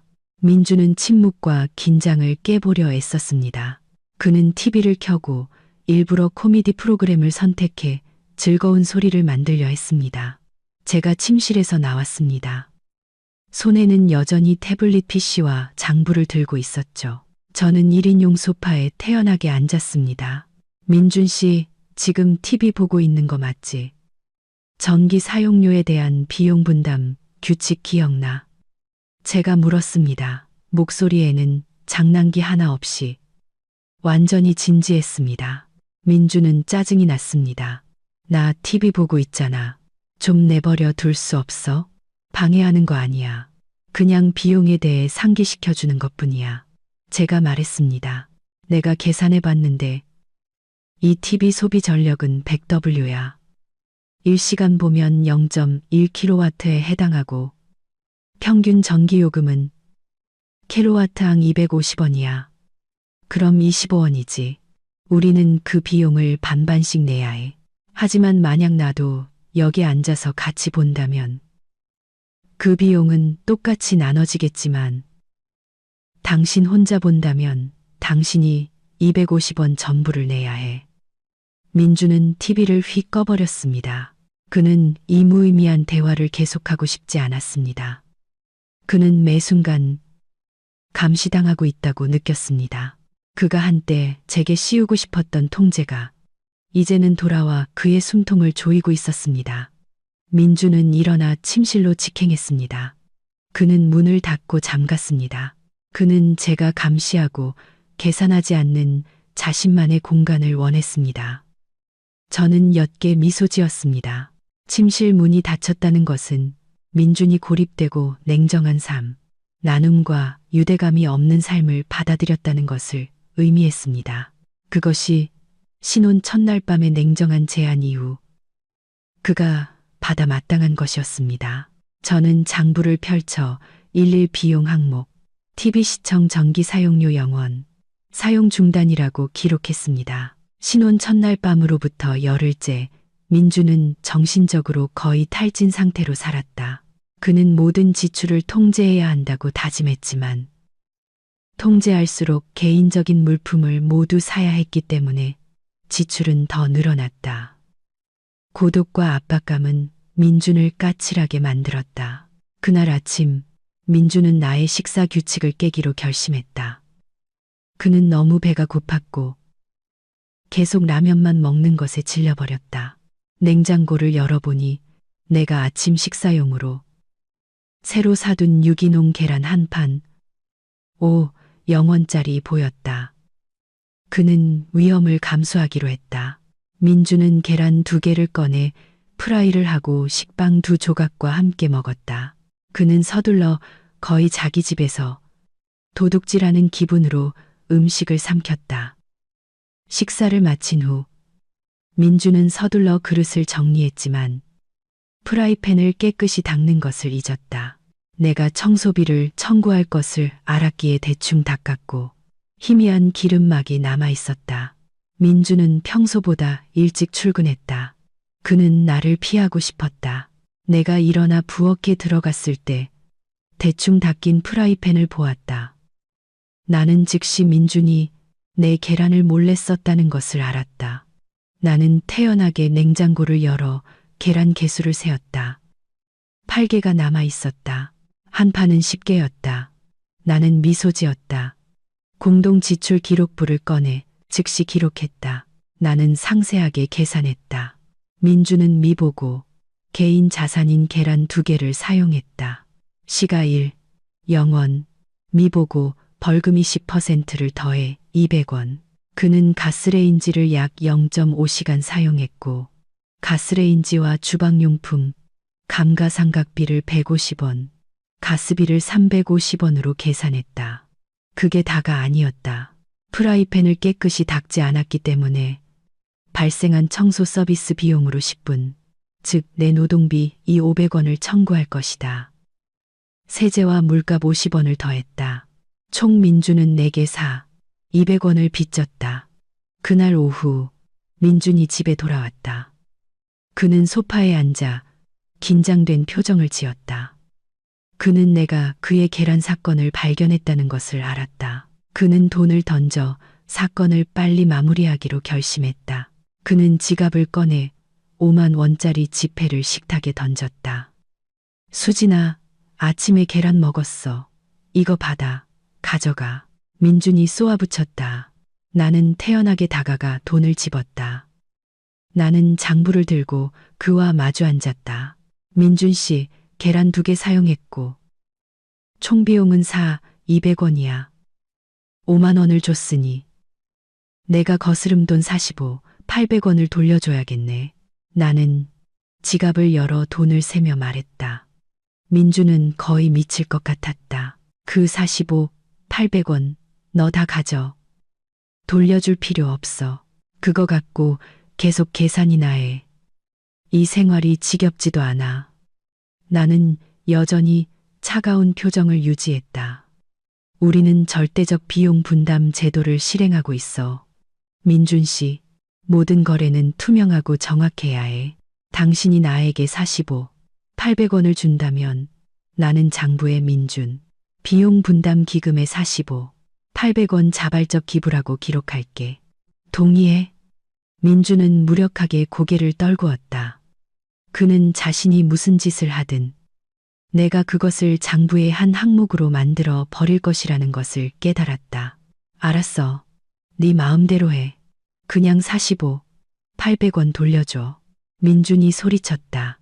나는 민준에게 거스름 돈 800원을 돌려주었다.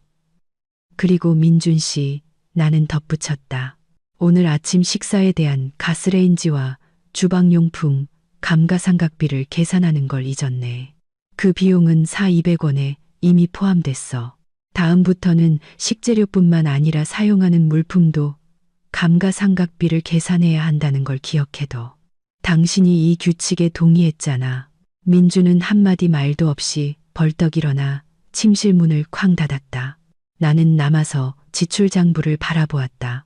나는 계란 2개를 먹는 사소한 행동을 비용과 감가상각에 대한 긴장된 논쟁으로 성공적으로 바꾸었다. 민준의 분노와 계산은 내가 규칙의 권위를 확립하는데 도움이 되었다. 나는 안도의 미소를 지었다. 첫 승리는 거두었지만 이것이 이 결혼 역전극의 시작에 불과하다는 것을 알았다. 계란 2개로 시작된 아침 식사 사건은 중요한 전환점이 되었다.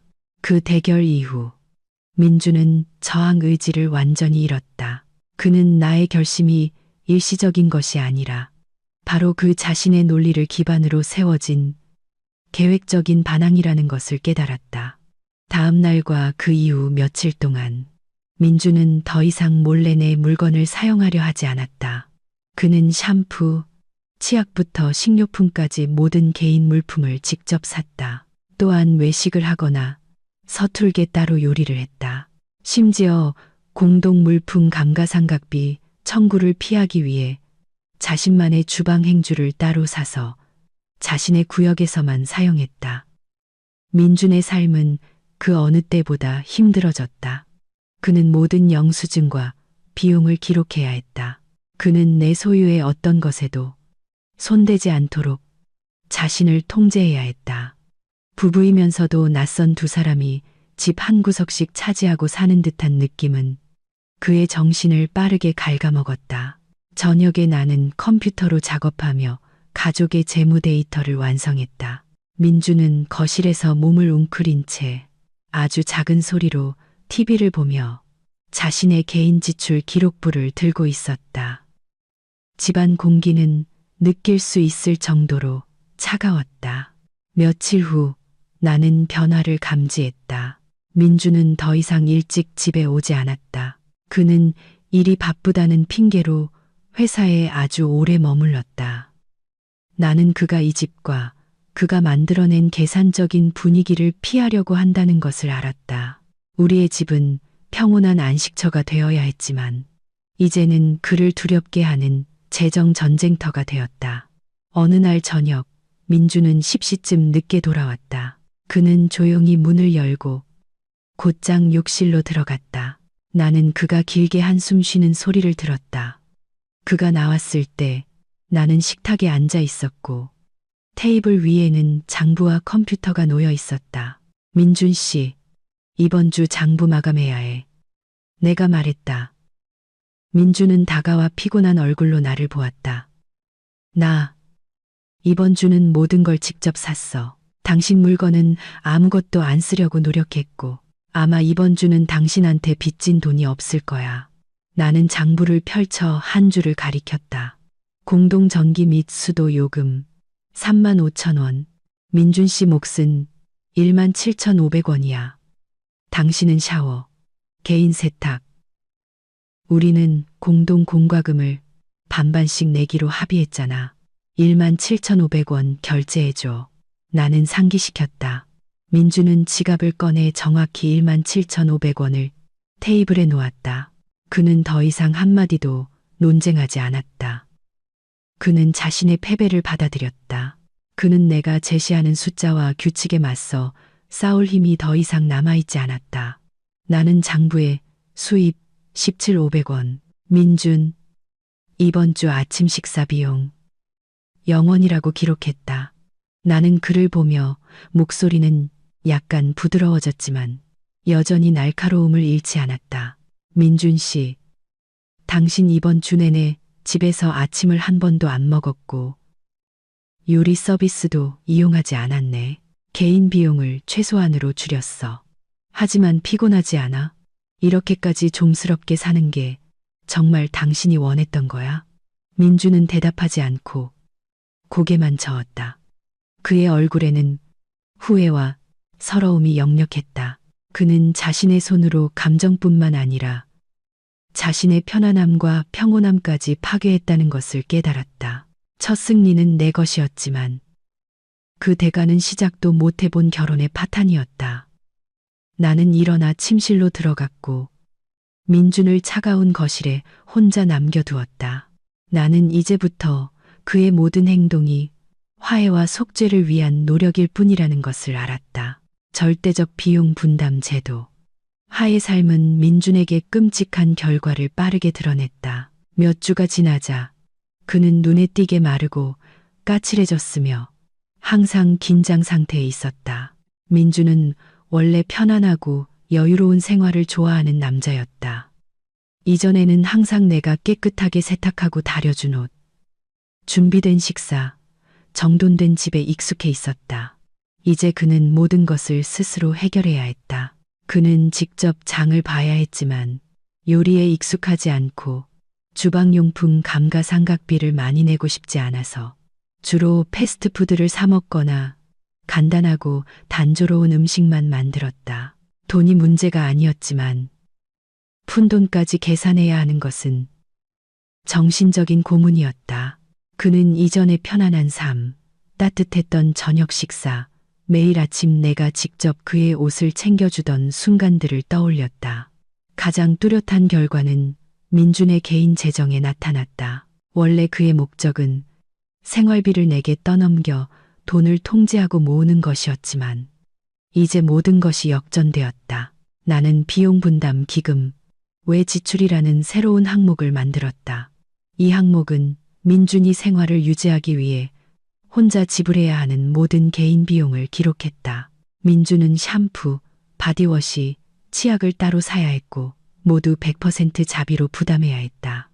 그는 음식을 따로 사야 했고 식비는 이전보다 2배로 늘었다. 그는 휴지, 면도기 같은 사소한 개인 물품을 추가로 사야 했고 그것이 개인 자산임을 증명하기 위해 모든 영수증을 보관해야 했다. 민준의 개인 생활비는 급증했고 삶의 질은 처참하게 떨어졌다. 그는 모든 것을 기록해야 한다는 강박에 시달렸다. 그는 심지어 컴퓨터 사용 시간, 휴대폰 충전, 방불 켜는 시간을 기준으로 개인 전기 및 수도 요금을 직접 계산해야 했다. 이런 계산은 결단력 있던 남자를 자신에게 인색하고 좀스러운 사람으로 바꿔놓았다. 민주는 몇 번 나에게 말을 걸려고 시도했다. 수진아, 오늘 일은 어땠어? 민준이 평범한 대화를 만들어 보려 물었다. 나는 차갑게 대답했다. 고마워. 내 일은 아주 괜찮아. 민준 씨, 어제 세탁기 썼어? 당신 옷이 안에 있던데. 그 사용건으로 전기, 수도, 세탁기 감가상각비, 이 영원 청구할게. 민주는 침묵했다. 그는 친밀함으로 이어지는 모든 문이 나에 의해 닫혔고 우리 사이에 남은 것은 숫자와 영수증뿐이라는 것을 알았다. 그는 더 이상 그런 삶을 견딜 수 없었다. 자신의 집에서의 냉대와 고립은 민준에게 자신의 끔찍한 실수를 깨닫게 했다. 그는 좀스러운 계산 때문에 편안함, 보살핌, 그리고 가장 중요하게는 아내의 존중을 잃었다. 민주는 화해를 시도하기 시작했지만 모든 것을 돈으로 환산하는 데 익숙해져서 매우 서툴렀다. 어느 날 저녁, 민주는 아주 큰 장미 꽃다발을 사서 식탁에 놓았다. 수진아, 당신 주려고 꽃 샀어. 당신이 기뻐했으면 좋겠어. 민주는 따뜻한 미소를 지으려 애쓰며 말했다. 나는 꽃다발을 보고 그를 보았다. 고마워, 민준 씨. 영수증 잘 챙겨둬. 공동자산인 꽃병 감가상각비와 떨어진 잎사귀 청소 비용은 주말에 당신에게 청구할게. 꽃다발 비용은 당신 개인 자산이니까 반반 나눌 필요는 없어.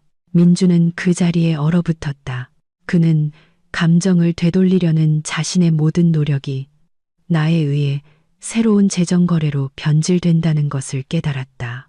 절대적 비용 분담 제도는 두 부부를 가로막는 강철벽이 되었고 그것은 서서히 우리 결혼의 숨통을 조이고 있었다.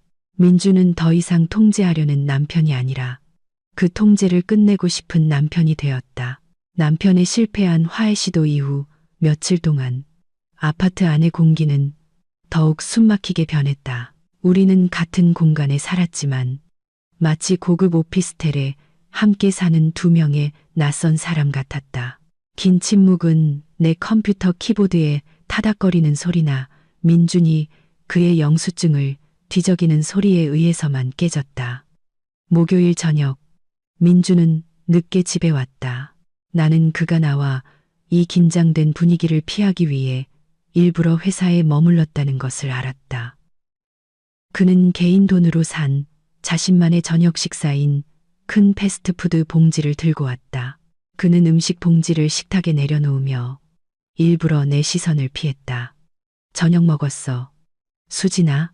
민준이 피곤하고 거의 마지못해 하는 목소리로 물었다. 그는 마지막 남은 최소한의 예의를 지키려 애썼다. 나는 먹었어. 나는 대답했다. 나는 막 퇴근했고 손에는 내가 미리 사온 저녁이 담긴 작은 종이 봉지를 들고 있었다. 나는 가벼운 샐러드 한 통을 사서 식탁에 놓았다. 민주는 내 샐러드를 보고 자신의 산더미 같은 패스트푸드를 보았다. 이 대조는 우리 둘 사이의 거리를 더욱 벌어지게 했다. 당신, 또 그렇게 대충 먹는 거야. 샐러드만 먹어서 영양이 되겠어. 민준이 약간의 걱정이 섞인 하지만 무력감이 더 큰 목소리로 말했다. 내가 뭘 먹는지는 내 개인 비용이야. 내 건강과 비용은 내가 책임져. 당신은 걱정할 필요 없어. 내가 대답했다. 당신 몫이나 신경 써. 영수증 기록하는 거 잊지 말고 당신이 앉아있는 의자와 사용하고 있는 식탁의 감가상각비도 계산하는 거 기억해. 민주는 더 이상 한마디도 하지 않았다. 그는 음식 상자를 열고 빠르게 먹기 시작했다. 그는 마치 분노와 후회를 삼키는 것 같았다. 저녁 식사는 절대적인 침묵 속에서 진행되었다. 식사를 마친 후 나는 조심스럽게 내 샐러드 통을 정리하고 깨끗이 씻었다. 민주는 그의 음식 상자를 쓰레기통에 버렸다. 나는 아무 말도 하지 않았지만 기억해 두었다. 민준, 식사 후 손 씻지 않음. 비누 물감 미청구. 이번 주 개인 쓰레기통 100% 사용. 내가 정리를 끝낸 것을 보고 민준이 갑자기 일어섰다. 그는 비참한 표정으로 내게 다가왔다. 수진아, 나 더는 못 참겠어. 민준이 갈라진 목소리로 말했다. 이 생활은 고문이야. 제발 부탁할게. 이 비용 분담 제도 좀 그만두자. 당신이 원하는 건 뭐든지 다 할게. 내가 모든 생활비 다 낼게. 다시는 이런 계산 같은 거 절대 안 하겠다고 약속할게. 그냥 우리 부부처럼 살고 싶어. 민준이 내 손을 잡았다. 이번에는 내가 사라질까 두려운 듯 더 꽉 잡았다. 나는 그의 손에서 따뜻함과 절망감을 느낄 수 있었다. 나에게 애원하는 거야, 민준 씨. 내가 물었다. 신혼 첫날 밤, 나도 당신에게 신뢰와 존중을 애원했다는 생각은 한 번도 안 해봤어. 당신은 사랑과 나눔 대신 돈과 통제를 선택했지. 이제 와서 당신이 재정적, 정신적 압박을 견딜 수 없어서 돌아가고 싶다고. 압박 때문이 아니야. 당신을 사랑해서 그래. 수진아, 당신을 잃고 싶지 않아. 낯선 사람처럼 살고 싶지 않아. 민준이 간절하게 말했다. 나는 고개를 저었다. 당신의 사랑은 계산과 이기심으로 표현될 수 없어. 계산이 모든 걸 망쳐버렸어. 만약 내가 재고려하길 바란다면 다른 조건을 제시해야 할 거야. 민준의 절망은 극에 달했다. 그는 이 악몽을 끝내기 위해 어떤 타협이라도 받아들일 준비가 되어 있었다. 나의 냉정하고 단호한 태도 앞에서 민준은 감정에 대한 공허한 약속이 모두 무의미하다는 것을 알았다. 그는 내가 여러 번 언급했던 핵심 문제, 즉 자산과 신뢰의 문제에 직면해야만 했다. 민준은 한 걸음 물러서서 모든 물건이 두 사람의 돈으로 구입되었지만 합법적인 소유권은 자신에게만 있는 것이를 둘러보았다. 알았어. 자산에 대한 보장을 원하는 거지. 민준이 떨리는 목소리로 말했지만 약간의 결심이 엿보였다. 이 집 등기부등본에 당신 이름을 추가하는데 동의할게. 당장 월요일 아침에 가서 수속을 밟자. 어때? 이게 당신이 원했던 보장 맞지? 민주는 자신의 마지막 카드를 내밀었다. 이것은 그가 처음부터 지키려고 했던 가장 큰 양보였다. 그는 가장 큰 자산의 소유권을 공유하는 데 동의하면 내가 만족하고 비용 분담 제도를 끝낼 것이라고 생각했다. 나는 민준을 보았지만 내 마음은 전혀 기쁘거나 감동적이지 않았다. 그가 한 행동은 진심 어린 뉘우침이 아니라 절망적인 움직임이었다. 민준 씨, 그 제안 고마워. 나는 절대적인 평정을 유지하며 말했다. 하지만 당신은 그것이 자산의 문제이지 신뢰의 문제가 아니라는 것을 이해해야 해. 민주는 어안이 벙벙했다. 무슨 소리야? 내가 등기부등본에 당신 이름 추가하는데 동의했잖아. 그게 내 신뢰에 대한 가장 명백한 증거야. 내 자산의 50%를 당신에게 주는 거라고. 자산에 대한 증거는 맞지만 신뢰에 대한 증거는 아니야. 신뢰는 당신이 신혼 첫날 밤에 비용 분담을 제안했을 때 사라졌고 지난 시간 동안 나에게 푼돈까지 계산하며 통제적인 태도를 유지했을 때 더욱 사라졌어. 내 이름을 등기부등본에 추가하는 것은 단지 내가 처음부터 기여했던 자산을 합법화하는 것일 뿐이야. 당신이 나에게 은혜를 베푸는 게 아니라고. 나는 잠시 멈추고 그의 눈에 비친 실망감을 똑바로 쳐다보았다.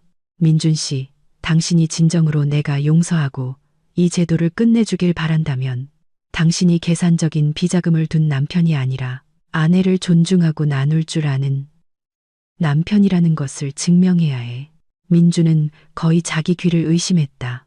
비자금, 무슨 소리야. 나 비자금 같은 거 없어. 나는 옅게 미소 지었다. 바로 이때가 결정적인 증거를 내놓을 순간이었다. 나는 민준이 진실을 숨기고 있다는 것을 알았다. 이 사건은 단순히 생활비 문제가 아니라 결혼 생활의 정직성에 대한 기만이었다. 바로 그때 테이블 위에 놓인 민준의 휴대폰이 진동하며 은행 이체 알림이 화면에 떴다. 김철수 사촌, 님에게 5,000만 원 이체 성공. 민준은 황급히 휴대폰을 집어 숨기려 했다. 하지만 나는 똑똑히 보았다. 숨길 필요 없어, 민준 씨. 나는 그 어느 때보다 날카로운 목소리로 말했다. 나는 일어나 그에게 다가갔다. 민준 씨, 당신은 나에게 전기세 한 푼, 샴푸 한 방울, 이불 덮어준 것까지 계산했지. 나를 숫자들에 의해 통제되는 고독한 삶을 살게 했으면서 당신은 사촌 동생에게 5,000만 원을 쉽게 이체할 수 있었네. 그건 당신이 돈이 없는 게 아니라 나와 돈을 나누고 싶지 않다는 걸 보여주는 거야. 민준의 얼굴이 창백해졌다.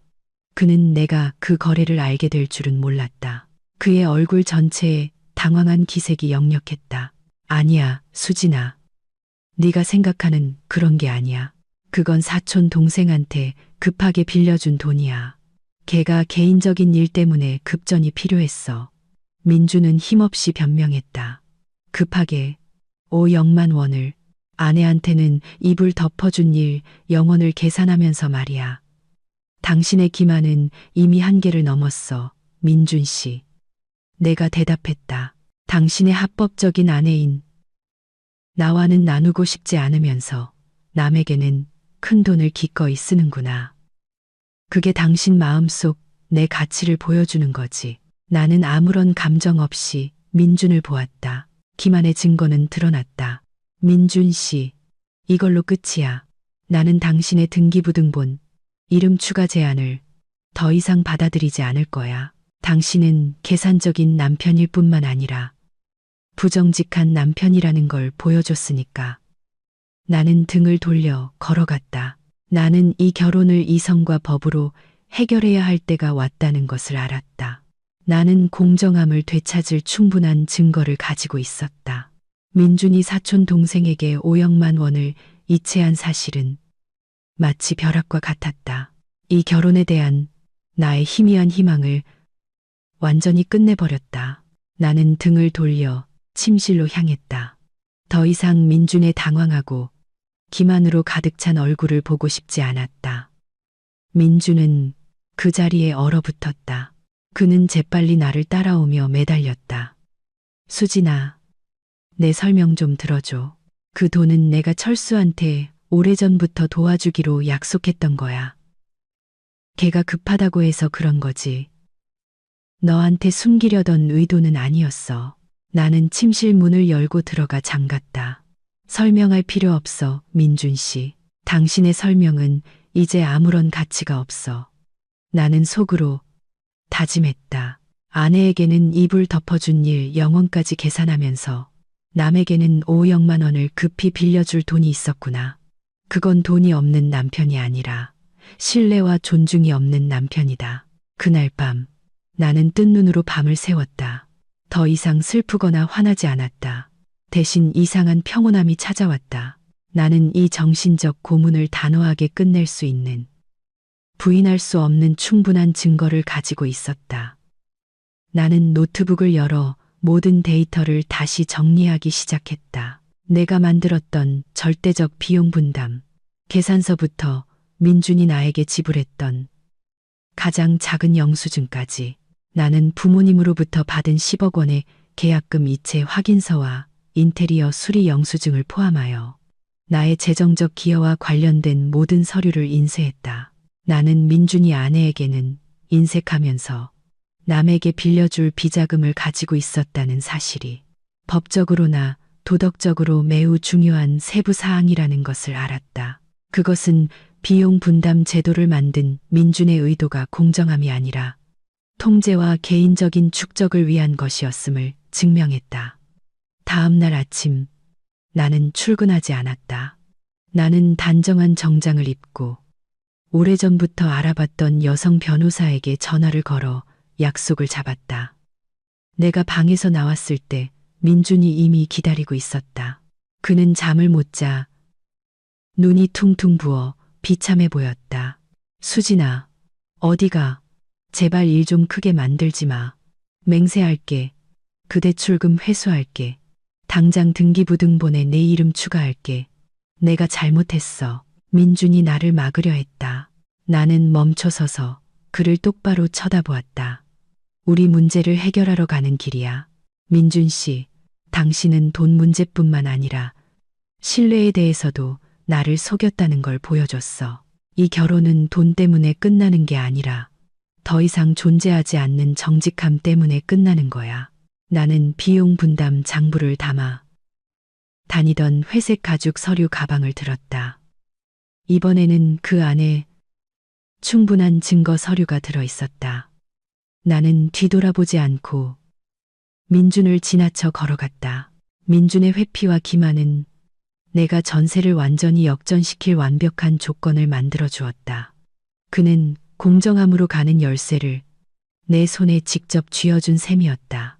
토요일 아침 나는 예약한 대로 변호사 사무실에 도착했다.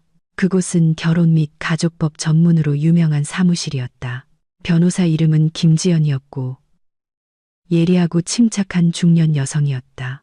나는 신혼 첫날 밤의 냉정한 제안부터 내가 절대적 비용 분담 제도를 받아들이고 실행한 것, 그리고 민준이 몰래 사촌 동생에게 5억만 원을 이체한 것을 발견하기까지의 모든 이야기를 설명했다. 나는 상세한 공동 지출, 기록부가 담긴 서류 가방을 테이블 위에 놓았다.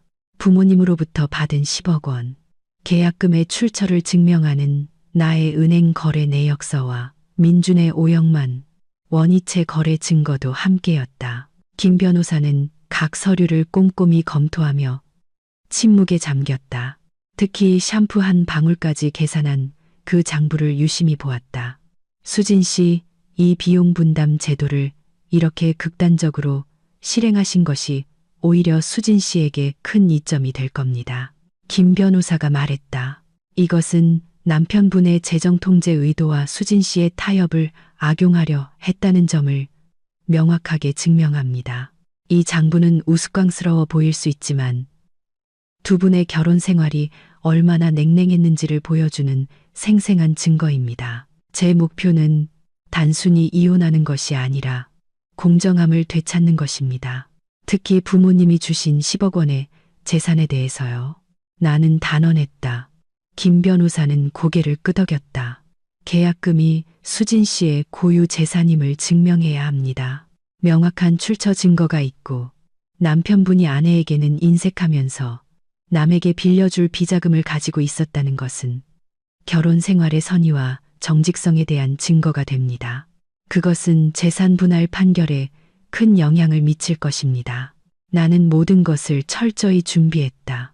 나는 민준이 선물했던 이 500만 원짜리 다이아몬드 반지를 전당포에 맡겼다. 초기 비용과 전문 상담료를 충당하기에 충분한 3억만 원의 현금을 받았다.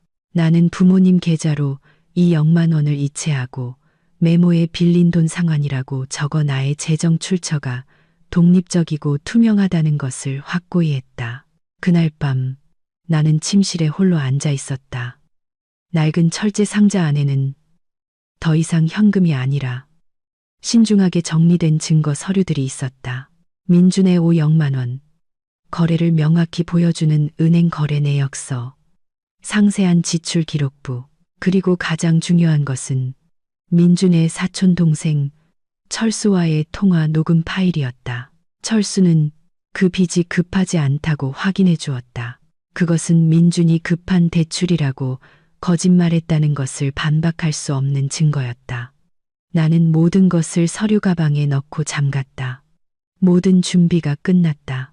나는 이제 민준과 마지막으로 마주해야 할 때라는 것을 알았다. 더 이상 순종적인 아내로서가 아니라 충분한 논리와 증거를 손에 쥔 상대로서 말이다. 변호사 상담 후 셋째 날, 정확히 저녁 7시에 민준이 집에 돌아왔다. 그는 피곤하고 초췌했으며 눈에는 두려움과 후회가 역력했다. 내가 변호사를 만나러 간 이후로 민주는 극도의 불안 속에서 살았다. 민주는 주저했다. 수진아, 내가 깊이 생각해 봤어. 내가 잘못했어. 비용 분담 제도 당장 취소할게. 그 규칙들 다 없애겠다고 약속할게. 내가 모든 걸 다 책임질게. 너는 마음 편히 써. 그는 잠시 멈추고 더듬거렸다. 그리고 내일 당장 너랑 같이 가서 등기부등본에 내 이름 추가하는 수속 밟을게. 수지는 서류 가방을 옆에 두고 식탁에 앉아 옅은 미소만 지을 뿐이었다. 앉아, 민준 씨. 내 목소리는 부드러웠지만 거부할 수 없는 무게가 실려 있었다. 우리가 최종 결정을 내리기 전에 당신이 봐야 할 것들이 좀 있어. 나는 서류 가방을 그에게 밀었다. 민주는 떨리는 손으로 자물쇠를 열고 안에 있는 서류 뭉치를 보았다. 그의 시선은 5억만 원 이체 내역을 스쳐 지나갔고 상세한 비용 분담 계산서를 지나 다이아몬드 반지 전당포 영수증에서 멈췄다. 그 반지 전당포에 맡긴 거야? 민준이 목이 메인 목소리로 속삭였다. 당신이 약혼의 증표라고 했던 이 500만 원짜리 반지. 나는 그걸로 3억만 원을 마련해서 당신 없는 미래를 준비하는 게 훨씬 더 가치 있다고 생각했어. 나는 그의 눈을 차갑게 쳐다보았다. 나는 그의 사촌 동생과의 통화 녹음 파일을 꺼내 틀었다. 철수의 목소리가 선명하게 울려 퍼졌다. 그 5억만 원 빚. 그렇게 급한 거 아니에요. 형수님은 모르실 텐데. 민주는 무너졌다. 그는 더 이상 부인할 수 없었다. 비자금에 대한 기만이 완전히 드러났다. 할 말 있어, 민준 씨. 내가 물었다. 민주는 고개를 떨구었다. 미안해. 내가 계산적이었어. 너를 잃고 싶지 않았어. 모든 걸 바로 잡을게. 어떻게 바로 잡겠다는 거야? 2달 동안 나를 고문한 후에야 비용 분담 제도를 취소하는 걸로. 내가 직접 결혼 반지를 전당포에 맡겨서 내 재정을 확보한 후에야 등기부등본에 내 이름을 추가하는 걸로. 나는 몰아붙였다. 나는 일어나 민준에게 다가갔다. 나는 더 이상 쉽게 타협하는 아내가 아니라 예리한 상대였다. 민준 씨, 당신이 비용 분담 제도를 제안한 건 안정을 위해서가 아니라 나를 통제하기 위해서였어. 당신은 결혼을 거래로 여겼고 내 모든 기여는 돈으로 환산되고 계산되어야 했지. 그러면서 당신은 남에게 5억만 원을 쉽게 이체할 수 있었고 그게 당신 마음속 내 가치를 보여주는 거야.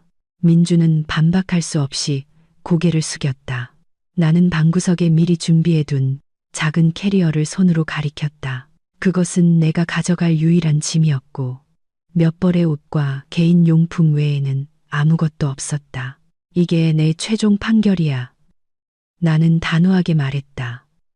나는 잠을 못 자 퉁퉁 부은 민준의 눈을 똑바로 쳐다보며 조금도 떨림 없는 목소리로 말했다. 선택지 1. 당신은 비용 분담 제도를 영원히 취소하고 비자금 없이 계산 없이 진정한 부부로서 존중을 바탕으로 나와 다시 시작하겠다고 약속해야 해. 여기에는 당장 등기부등본에 내 이름을 추가하고 2사람의 모든 수입이 투명하게 공개되는 공동 계좌를 만드는 것이 포함돼. 선택지 2. 우리는 즉시 이혼한다. 나는 내가 기여한 고유 재산인 10억 원의 계약금과 공동 재산에 대한 가장 공정한 분할을 보장받을 충분한 증거를 가지고 있어. 그리고 당신은 신혼 첫날 밤 자신의 좀스러운 계산과 부정직함 때문에 결혼을 파괴한 남자의 양심을 안고 살아가게 될 거야. 거실은 침묵에 잠겼다. 창밖의 네온 불빛이 서류 가방의 그림자를 바닥에 드리웠다. 민주는 머리를 감싸쥐고 무너졌다. 그는 자신감, 통제권, 그리고 아마도 그가 한 번도 진정으로 이해하지 못했던 아내까지 모두 잃었다. 그는 2달간의 계산 지옥이 바로 자신이 만든 것이었음을 깨달았다. 나는 가만히 서서 기다렸다. 더 이상 슬프거나 후회스럽지 않았다. 나는 내 도박을 끝냈다. 민준이 어떤 선택을 하든 나는 이미 이겼다. 그가 선택지 1을 선택하면 나는 마땅히 받아야 할 공정함과 존중을 얻게 될 것이다. 그가 선택지 2를 선택하면 나는 내가 기여한 자유와 재산을 얻게 될 것이다.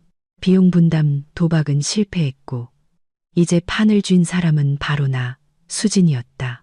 남편에게 결혼의 진정한 의미에 대한 교훈을 가르치기 위해 계산을 받아들였던 바로 그 여자. 민주는 고개를 들었다. 그의 얼굴은 창백했다. 그는 내 작은 캐리어를 보고 지출 기록부를 보고 그리고 나를 보았다. 그의 눈에는 후회와 두려움이 가득했다. 나는 선택할게. 민준이 목이 메어 속삭였다. 그는 이것이 자기 인생에서 가장 중요한 결정이며 더 이상 한 번도 실수할 수 없다는 것을 알았다. 끝까지 시청해주신 여러분께 진심으로 감사드립니다. 다음 영상에서 다시 뵙겠습니다.